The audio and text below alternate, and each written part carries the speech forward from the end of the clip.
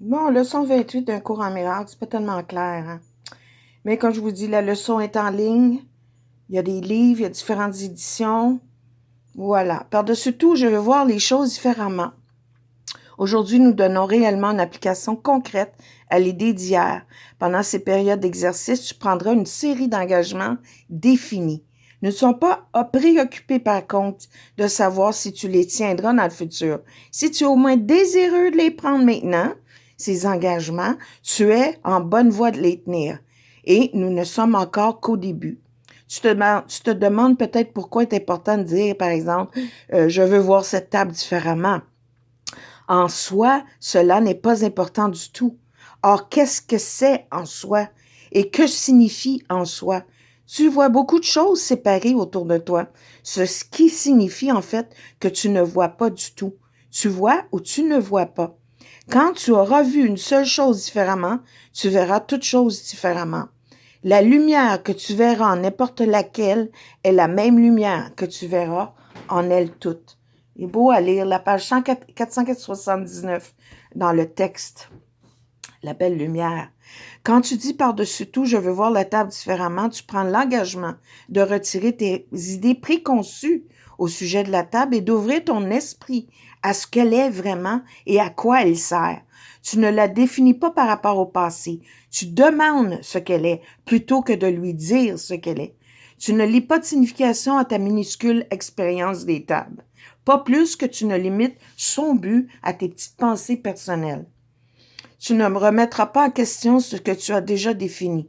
Et les buts de ces exercices est justement de poser des questions et de recevoir des réponses. Si on faisait tout ça dans le monde, là, on aurait un monde différent. Hein? Pas grand monde qui se pose des questions des fois. On le voit, nos pensées sont projetées dans le monde, puis ce qu'on voit, c'est ce qu'on pense. Alors, en disant par-dessus tout, je veux voir cette table, exemple, différemment, c'est un engagement qui s'applique à la table aussi bien qu'à toute autre chose, ni plus ni moins. Un petit bébé, il sait rien. Il va être émerveillé devant peu importe l'objet qu'il va avoir. Il va regarder ça, lâcher ça, toucher ça, changer de côté. C'est ça. C'est laisser les choses se révéler. Mais non, on lui dit qu'est-ce que c'est, tout ça. Et après ça, il se fait une idée, même plus intéressé aux choses. C'est d'avoir la merveille avec des yeux d'enfant. Puis de voir qu'au tout, dans le tout, tout est uni. Mais on n'est pas encore là. Donc, tu pourrais gagner la vision simplement à partir de cette table si tu voulais en retirer toutes tes propres idées. Et la regarder avec un esprit complètement ouvert. Elle a quelque chose à te montrer, quelque chose de beau, de propre et d'une valeur infinie, plein de bonheur et d'espoir. Peux-tu croire? Caché sous toutes les idées à son sujet est son but réel, le but qu'elle partage avec tout l'univers. Wow! Donc, il faut appliquer l'idée aujourd'hui. Demande réellement de voir le but de l'univers. Ouh. Tu demanderas la même chose à chaque sujet que tu utiliseras pendant les périodes d'exercice. L'engagement de laisser son but être révélé. Laisse les choses être révélées.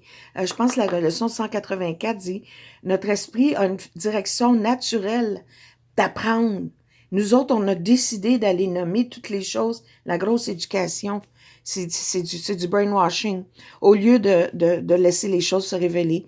Donc, il faut faire l'exercice 6 fois cette semaine, aujourd'hui, à peu près 2 minutes par exercice, puis regarder autour de soi, par hasard, avec sincérité, puis de pas faire de jugement, puis juste de dire à chaque chose, par-dessus tout, je veux voir cet objet